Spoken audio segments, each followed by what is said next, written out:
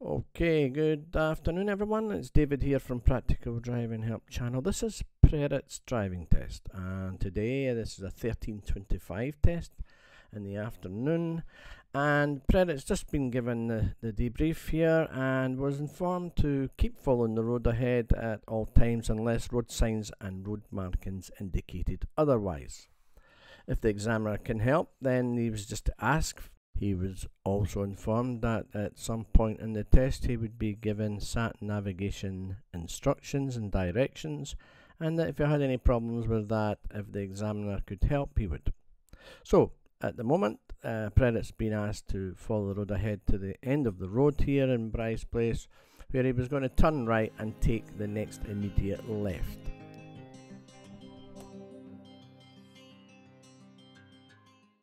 I think it's wise to inform you at this point. When you're coming up to the end of this little junction and you've got cars across the other side of the road, as you can see, remember the lane closest to you is being occupied in both directions. So therefore cars will be coming from the right and from the left. You can see the little green Mini appearing on the left hand side in front.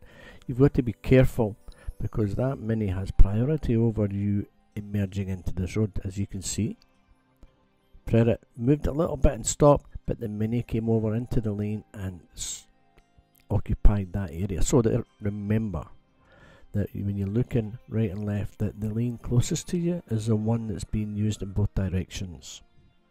So sit back and relax, and we'll see if we can find out any other important aspects that you should really think about on a driving test, and see if we can find anything interesting during Prerit's drive.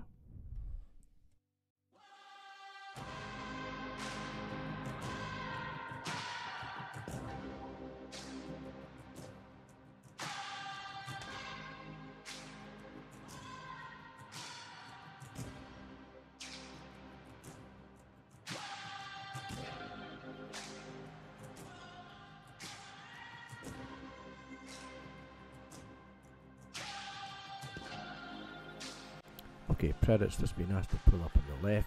So as soon as you're given an instruction by an examiner, remember to check your interior mirror first. Your instructor should have explained to you the reason why you must check your interior mirror first before a door mirror. So it was at this point that Prerit was asked to follow the sat navigation instructions. He was informed that he would be given the display blue line, which you could use to help for the route ahead, but more so to listen to the directions that the sat navigation was going to give. And also was informed to disregard any speed restrictions that the display might show. So remember guys, please do not obey any of the speed restrictions that you might see on a GPS dash display on the sat navigation system, because the system is not always updated and therefore it could provide wrong speed restrictions. You must always look ahead at the route that you're on and see the road signs and markings for speeds. So guys, we're just coming along here on Corstorphine Road, and at the end of this road Prerit was asked to turn right. Now a little word of advice when approaching the end here. Remember you're on a one-way system, but cyclists can come into the road oncoming. So you can see the bump in front of us there. You need to get your front and back wheel up on top of this. It's like a bit of a stage, you know, it's a bit of a platform. It doesn't go down at the other side, so you have to try and get your back wheel up as well before you stop. It's quite tricky. However, you need to get right to the end there to see right. It's difficult to look left, so it's a closed junction, which means you can't see right or left on the approach. You have to get yourself right up to the white line if possible. Try and see if you can judge your approach so that you can have enough momentum to roll right up to the end of the road. And when you stop, put the handbrake on, make sure you're in first gear to move off, and look right and left before you do so. So remember guys, the same as when you moved off from the very beginning, you're still in the Currie 20 mile an hour zone area.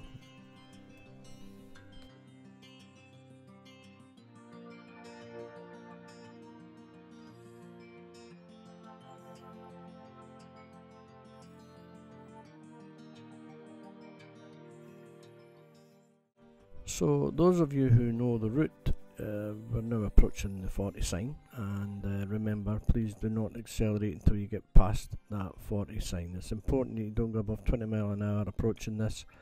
You can also see this little sign on the left hand side that I've just showed there. It's a double bend ahead of you, and you can see the sign approaching. Underneath it, it says adverse camber. A lot of people don't actually know what that means. It just means that when you're steering round bends, that the road is sloping away in the opposite direction of your steering, so it could really affect you during icy or bad road conditions.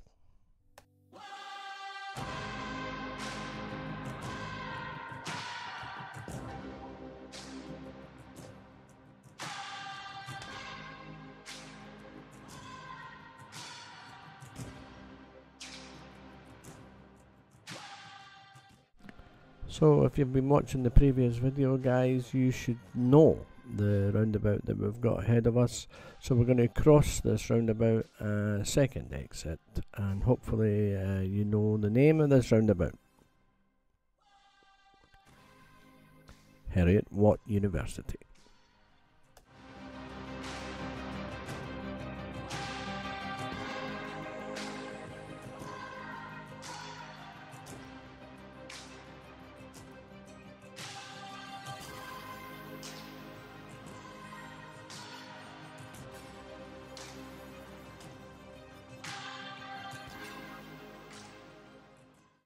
So at the next roundabout, we're going to cross and take the second exit.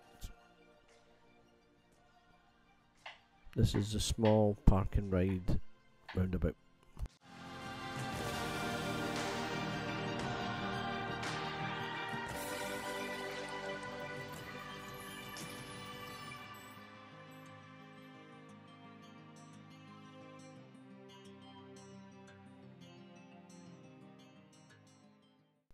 So at the next roundabout, turn right, third exit for Edinburgh.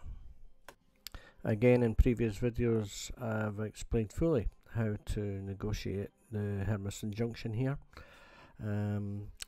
As you can see, the bus leaving on the left hand side is coming from the exit to the park and ride. Now, it's not an exit for normal vehicles, guys, and it's not even classed as an exit. So the first exit's for West Calder, the second exit's ahead for Hermiston, and the third exit's on the right for Edinburgh.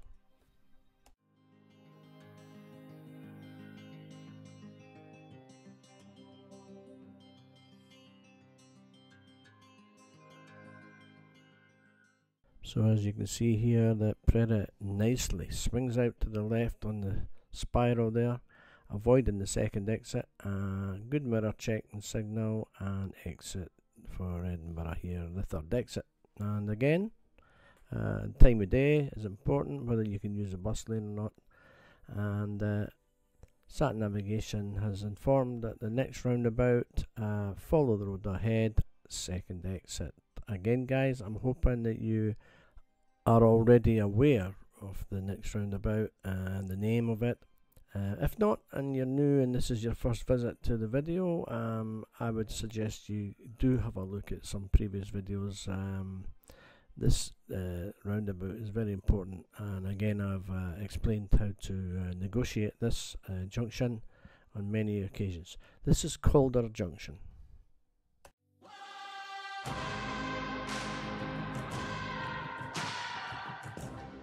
Okay, so now that there's nothing really much complicated at the moment, we're going to follow the road ahead here. We're going to speed things up a wee bit, so we're just doing 2 times the speed, and this will save a lot of time.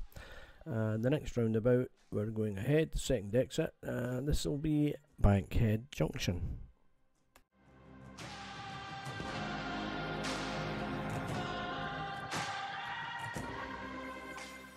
So strict lane discipline. You can see that your lane is now being diverted into the centre in the final approach. The left lane at Bankhead only goes left. So that's the only thing you really have to be aware of when going ahead at Bankhead Junction.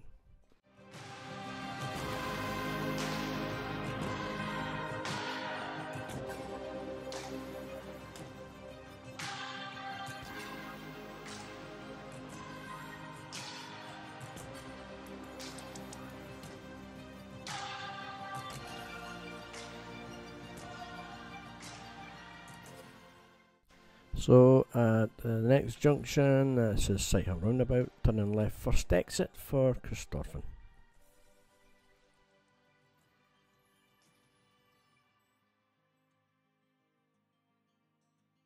So as you can see, we're leaving the dual carriageway. We're now 30 mile an hour and two-way traffic. So this is Brimhouse Road.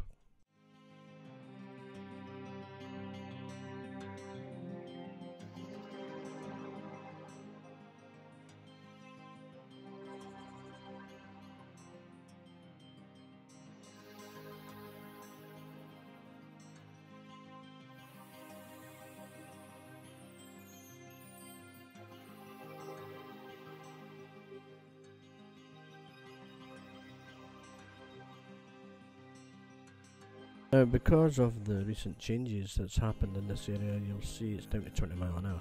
There's a permanent paint on the road here, as you can see. On the left, there's a temporary sign where you can see that below the 20, the lettering has been sprayed out.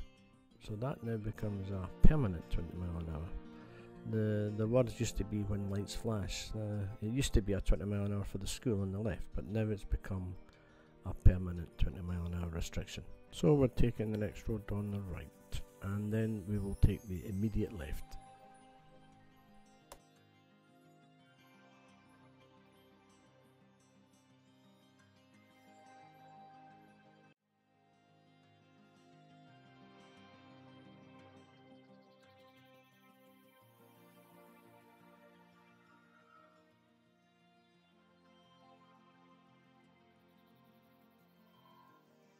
So at this point we were asked just to pull up on the left just after the lamppost, and that this was going to be our little hill start. So we'll move off when ready again.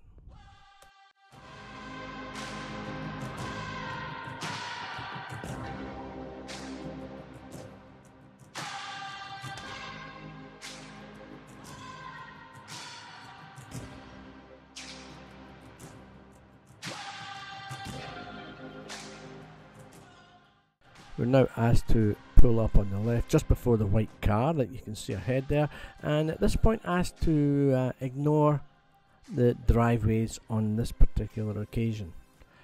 Leave enough space for at least one car between where you stop and the distance between the white car, one car length, and then you'll be moving off again whenever you're ready. This little exercise is just for you to demonstrate that you can move off in between vehicles and in quite close proximity to vehicles safely.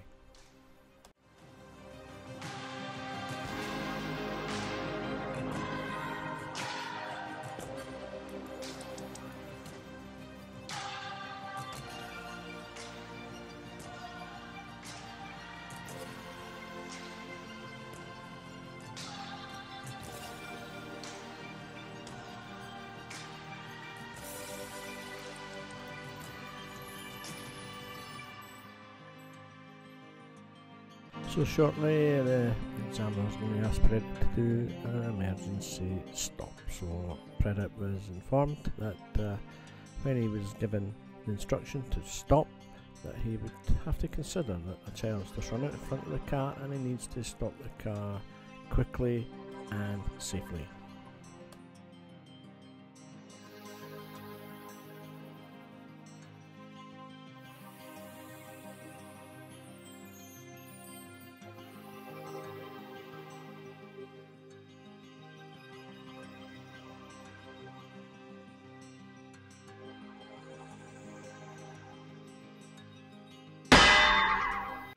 Now you would have been informed to move off when you're ready, so make sure you check your left shoulder and right shoulder to make sure nothing's coming up the side of you on both directions.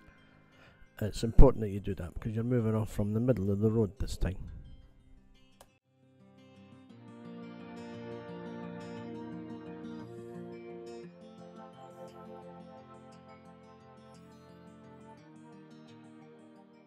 Quickly an approach to this junction, make sure you stay away. If you're turning left at the end here, stay away from the corner because it's easy for your back wheel to slip up onto the pavement there. It is a tight little corner, so leave plenty of room, clearance between you and the curb when turning left. And at this point we're taking the next road on the left into Dovecot Road, where Prerit will be asked to pull up on the right and to do a right straight line reverse. Now, in preparation for this manoeuvre, remember to select your gear, select reverse gear, look over your right shoulder first and scan all the way around to the rear window, looking over your left shoulder, coming back gently, and then alternating over to your right shoulder, checking your right door mirror for your position at the same time. And left shoulder blind spot before moving off. Signal if necessary.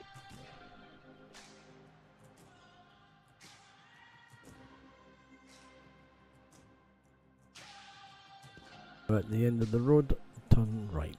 Pay attention to the stop junction, and when you do stop, it's always handy to put on your handbrake for extra security before moving off.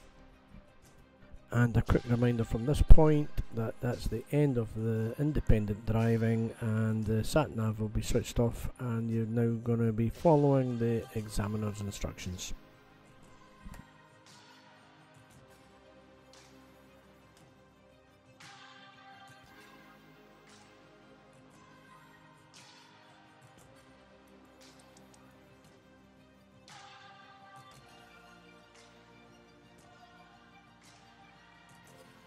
Please remember, if there's no change in speed, if you don't see any speeds when you're emerging or entering the new road, then you're probably still 20 miles an hour, and there will be reminders of the 20 miles an hour on the lampposts.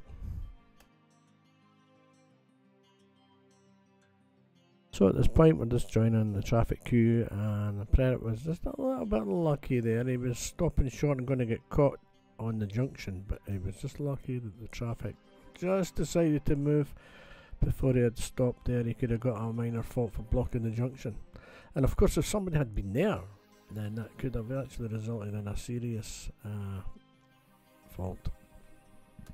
However, we'll take that little bit of luck and we'll take a right turn here up to the roundabout, and we'll turn left first exit at the roundabout.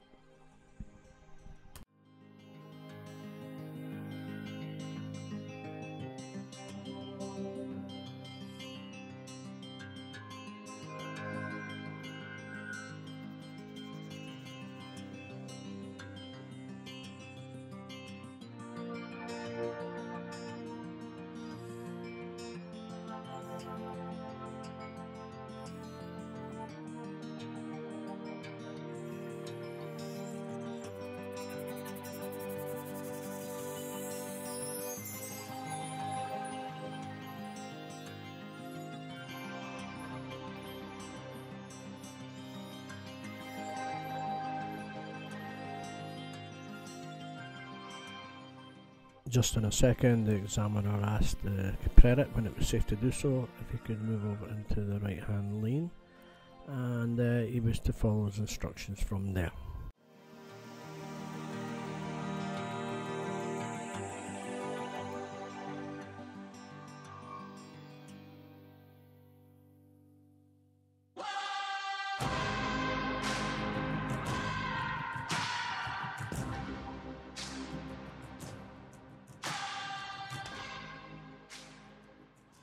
So you'll notice in a minute the Prerit moves over into the right hand lane after this car on the right. The examiner's basically given Prerit some instructions here just to set him up to follow the road ahead for the airport. So he'll be going under or through the underpass at the roundabout, heading towards the airport route.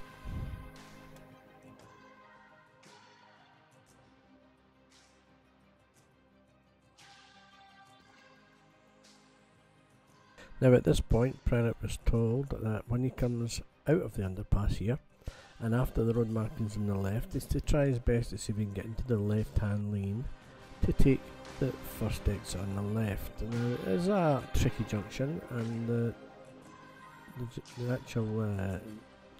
left turn does come up quite suddenly, so it is important that you try and get yourself across early using the effective observations and signals.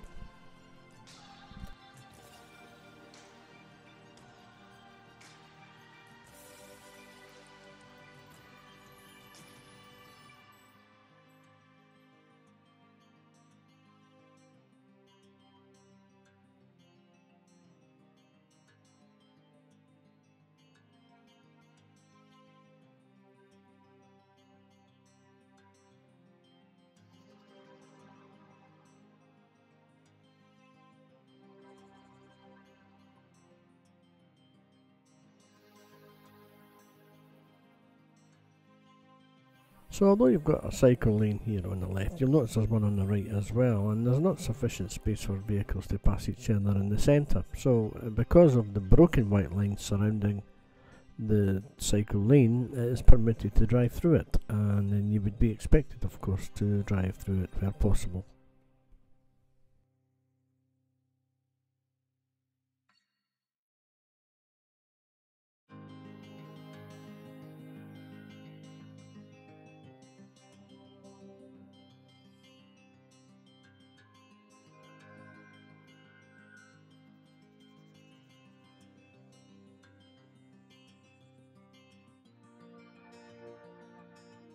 Around the corner there's a sign telling you oncoming vehicles in the middle of the road, and if there's any vehicles in that particular part of the road before you, then you need to give priority and hold back.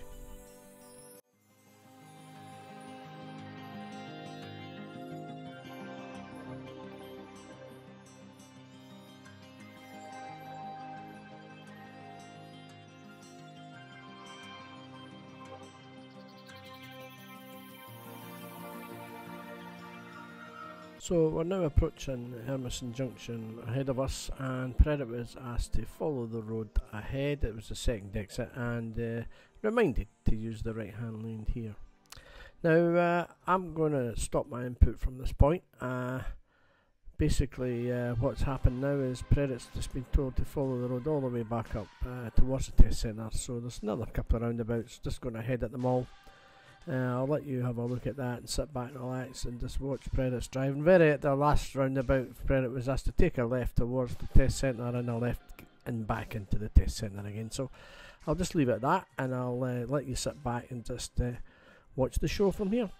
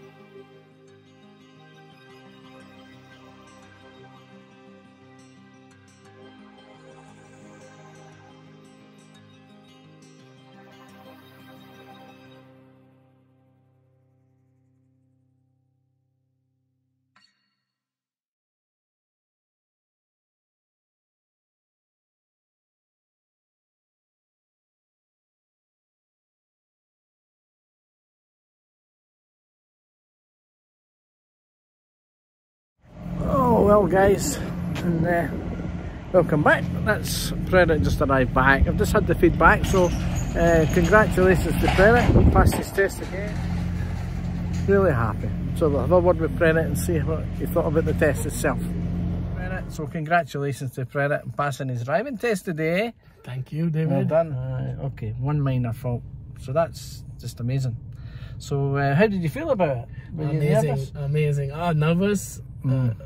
Like very nervous, but now relieved. Like, what would you say to people? More than happy, I'm relieved right now. Of course. What would you say to people coming into the country then? Would you think that they have to see?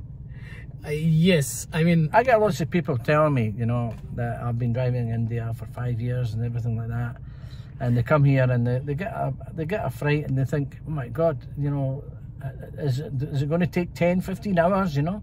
It can take a while, eh? Yeah, no, exactly. I mean, you have to take some training before appearing this test, because it's a good, you know, test, and they do assess your driving capabilities. Absolutely, yeah. So and your mirrors, eh? and your mirrors and everything. Because the examiner today, John, definitely mentioned that his mirrors were good, and he was actually checking his mirrors using his head. Anyway, listen, guys, congratulations there again. We're just going to head off now, and hope to see you in the next video.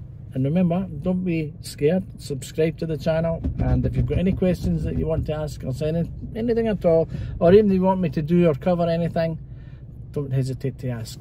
Take care. Thank you. Cheers.